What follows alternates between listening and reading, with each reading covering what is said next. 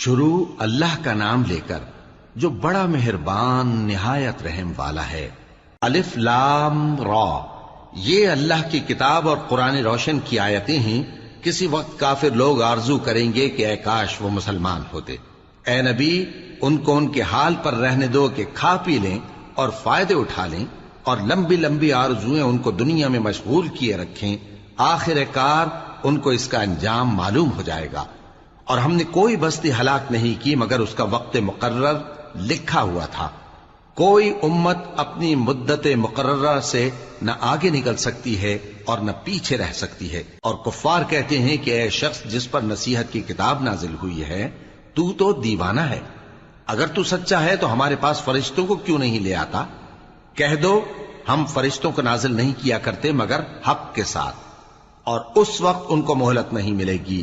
بے شک یہ کتاب نصیحت ہم ہی نے اتاری ہے، اور یقیناً ہم اس کے نگہبان ہیں۔ اور ہم نے تم سے پہلے کے مختلف گروہوں میں بھی پیغمبر بھیجے تھے، اور ان کے پاس کوئی پیغمبر نہیں آتا تھا مگر وہ اس کے ساتھ ہنسی کرتے تھے۔ اسی طرح ہم اس گستاخی کو گناہگاروں کے دلوں میں ڈالے رکھتے ہیں، سو وہ اس پر ایمان نہیں لاتے۔ اور پہلے لوگوں کی روش بھی یہی رہی ہے۔ اور اگر ہم آسمان کا کوئی دروازہ ان پر کھول دیں اور وہ اس میں چڑھنے بھی لگیں تو بھی وہ یہی کہیں کہ ہماری آنکھیں باندھ دی گئی ہیں، بلکہ ہم پر جادو کر دیا گیا ہے۔ اور ہم نے آسمان میں برج بنائے ہیں اور دیکھنے والوں کے لیے اس کو سجا دیا ہے، اور ہر شیطان مردود سے اسے محفوظ کر دیا ہے۔ ہاں، اگر کوئی چوری سے سننا چاہے تو ایک روشن انگارہ اس کے پیچھے لپکتا ہے، اور زمین کو ہم نے پھیلایا اور اس میں پہاڑ بنا کر رکھ دیے، اور اس میں ہر ایک چیز اندازے سے اگائی۔ اور ہم نے تمہارے لیے اور ان لوگوں کے لیے جن کو تم روزی نہیں دیتے اس میں معاش کے سامان پیدا کیے، اور ہمارے ہاں ہر چیز کے خزانے ہیں، اور ہم اس کو بمقدار مناسب اتارتے رہتے ہیں۔ اور ہم ہوائیں چلاتے ہیں جو پانی سے بھری ہوئی ہوتی ہیں، سو ہم آسمان سے مے برساتے ہیں، پھر ہم تم کو اس کا پانی پلاتے ہیں، اور تم تو اس کا خزانہ نہیں رکھتے۔ اور یقیناً ہم ہی حیات بخشتے اور ہم ہی موت دیتے ہیں، اور ہم ہی سب کے وارث ہوں گے۔ اور جو لوگ تم میں پہلے گزر چکے ہیں ہم کو معلوم ہے، اور جو پیچھے آنے والے ہیں وہ بھی ہم کو معلوم ہے۔ اور تمہارا پروردگار قیامت کے دن ان سب کو جمع کرے گا، وہ بڑا دانا ہے، خبردار ہے۔ اور ہم نے انسان کو کھنکھناتے سڑے ہوئے گارے سے پیدا کیا ہے، اور جنوں کو اس سے بھی پہلے بے دھوئیں کی آگ سے پیدا کیا تھا۔ اور وہ وقت قابل ذکر ہے جب تمہارے پروردگار نے فرشتوں سے فرمایا تھا کہ میں کھنکھناتے سڑے ہوئے گارے سے بشر بنانے والا ہوں، بس جب میں اس کو درست کر لوں اور اس میں اپنی طرف سے روح پھونک دوں تو اس کے آگے سجدے میں گر پڑنا۔ چنانچہ فرشتے تو سب کے سب سجدے میں گر پڑے مگر شیطان کہ اس نے سجدہ کرنے والوں کے ساتھ ہونے سے انکار کیا۔ فرمایا اے ابلیس، تجھے کیا ہوا کہ تو سجدہ کرنے والوں میں شامل نہ ہوا؟ اس نے کہا میں ایسا نہیں ہوں کہ انسان کو جس کو تو نے کھنکھناتے سڑے ہوئے گارے سے بنایا ہے سجدہ کروں۔ فرمایا یہاں سے نکل جا کہ اب تو مردود ہے، اور تجھ پر قیامت کے دن تک لعنت برسے گی۔ اس نے کہا کہ پروردگار مجھے اس دن تک مہلت دے جب لوگ مرنے کے بعد زندہ کیے جائیں گے۔ فرمایا اچھا، سو تجھے مہلت دی جاتی ہے وقت مقرر یعنی قیامت کے دن تک۔ اس نے کہا کہ پروردگار جیسا تو نے مجھے بھٹکا دیا ہے میں بھی زمین میں لوگوں کے لیے گناہوں کو آراستہ کر کے دکھاؤں گا اور سب کو بہکاؤں گا۔ ہاں، ان میں جو تیرے خاص بندے ہیں ان پر میرا قابو چلنا مشکل ہے۔ فرمایا کہ مجھ تک پہنچنے کا یہی سیدھا رستہ ہے، جو میرے خاص بندے ہیں ان پر تجھے کچھ قدرت نہیں کہ ان کو گناہ میں ڈال سکے۔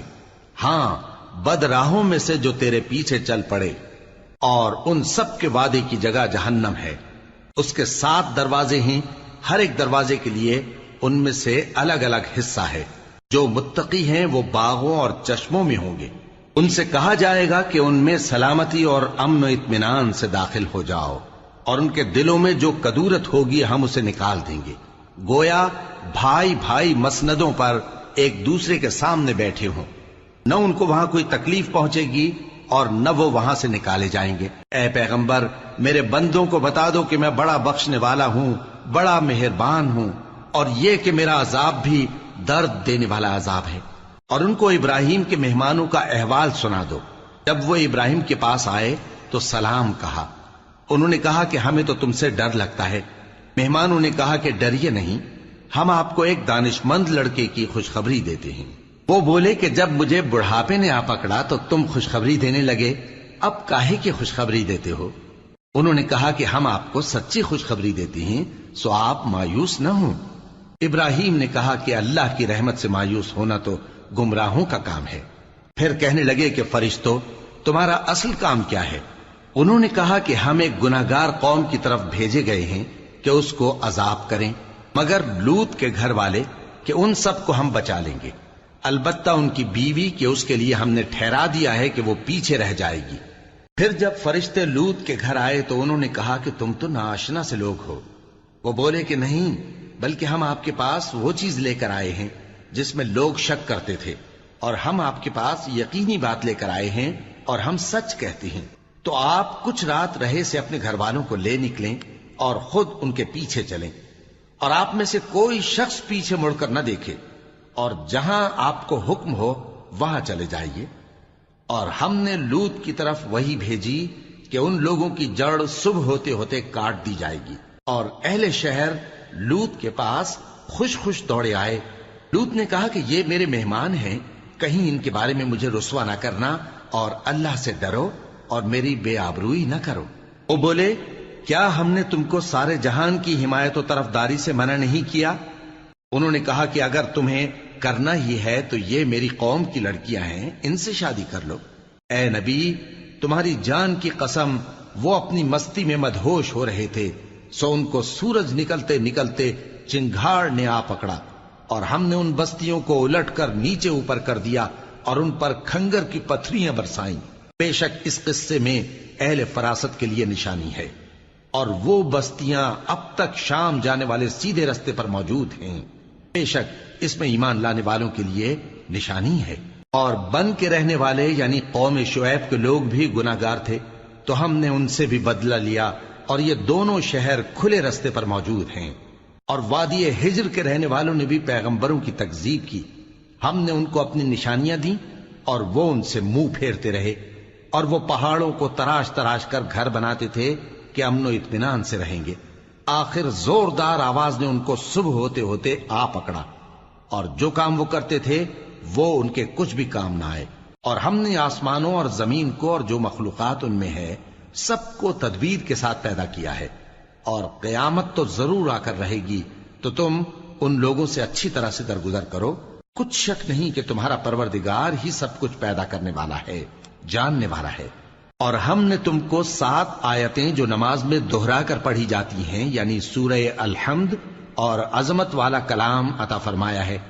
ہم نے کفار کی کئی جماعتوں کو جن کو فوائد دنیاوی سے نوازا ہے، تم ان کی طرف رغبت سے آنکھ اٹھا کر نہ دیکھنا، اور نہ ان کے حال پر رنج و غم کرنا، اور مومنوں کے ساتھ تواضع سے پیش آنا، اور کہہ دو کہ میں تو اعلانیہ ڈر سنانے والا ہوں، اور ہم ان کفار پر اسی طرح عذاب نازل کریں گے جس طرح ان لوگوں پر نازل کیا جنہوں نے تقسیم کر دیا، یعنی قرآن کو کچھ ماننے اور کچھ نہ ماننے سے ٹکڑے ٹکڑے کر ڈالا۔